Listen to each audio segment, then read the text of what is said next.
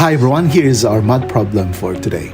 We are given here this yellow circle with a radius of 4 units, and another blue circle with a radius of 2 units, and a third circle, this red circle, with a radius of r units. These three circles are tangent to each other, and all of them are also tangent to this external white line. We want to find what is the radius of this red circle. You can pause the video and see if you can solve this math problem. Now let's solve this problem together. Let's begin by constructing a radius from the center of this yellow circle perpendicular to the white line. And let's also drop the radius of this red circle. Then from the center of the red circle, let's construct a line perpendicular to the radius of the yellow circle that we just constructed. And from the center also of this red circle, let's connect this to the center of this yellow circle. The angle here is 90 degrees, and the angle here is also 90 degrees. And let's label the parts. Now let's focus ourselves on this right triangle ABC. The length of leg AC is the radius of the yellow circle minus this radius of the red circle. And so we have here the expression 4 minus r. That is because this line BC is parallel to the white line, forming this rectangle here. And so opposite sides are equal. Then the length of side AB is the sum of the radius of the yellow circle plus the radius of the red circle. So we have 4 plus r. 4 is the radius of the yellow circle. R is the radius of our red circle. When two sides are known of a right triangle, we can easily compute for the length of the third side using the Pythagorean formula. So let's compute. So the side BC is equal to the square root of the difference between the squares of the hypotenuse and one of the legs. So this is the measure of the hypotenuse, this is the measure of the leg, and we get the difference. Simplifying, we can expand this binomial this way, and we can expand the other binomial this way. Then we can remove this grouping symbol to arrive at this next line. And from here, 16 minus 16 is 0. R squared minus R squared equals 0. And so what's left is the length of segment BC is equal to the square root of 8r plus 8r, or the square root of 16r, simplified to BC equals 4 square root of r. Let's remember that value here.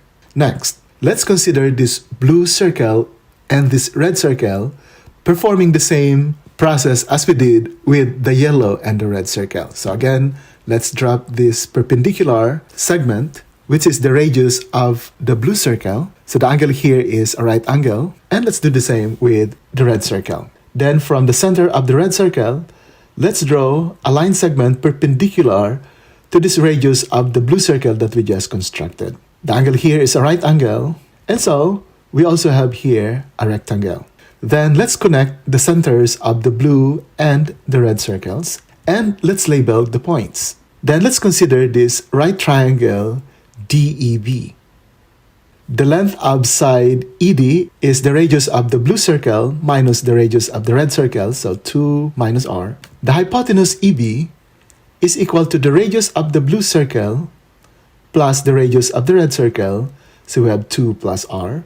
From here, we can compute the length of side DB. So BD is equal to the square root of the difference of the squares of the hypotenuse and that of one of the legs. So the hypotenuse is 2 plus r, the length of one of the legs is 2 minus r, and we get the difference of their squares. Then expanding the corresponding squares of binomials, we arrive at this, and removing the grouping symbol, we arrive at this, and combining like terms, we have the square root of 8r for the length of BD, which is simplified as 2 square root of 2r, or we can further rewrite it as 2 square root of 2 as the coefficient, and the variable is square root of r. We want this last form because this is easier to compute in our next computation. Let's remember this value of BD. Then we know the length of BD or DB, and we know the length of BC. Since it's right angle here, and right angle here, the points D, B, and C are collinear, And so we can now find the length of DC by just adding BC plus BD, and that gives us this expression. Since these are like terms, we just have to add their coefficients 4 plus 2 square root of 2 and copy the common literal coefficient. Then let's proceed to our final step. Let's connect now this center of the blue circle to the center of the yellow circle. What is the measure of segment EA? That is the sum of the radius of the blue circle and the yellow circle. So we have 2 plus 4 or 6 to be the length of segment EA.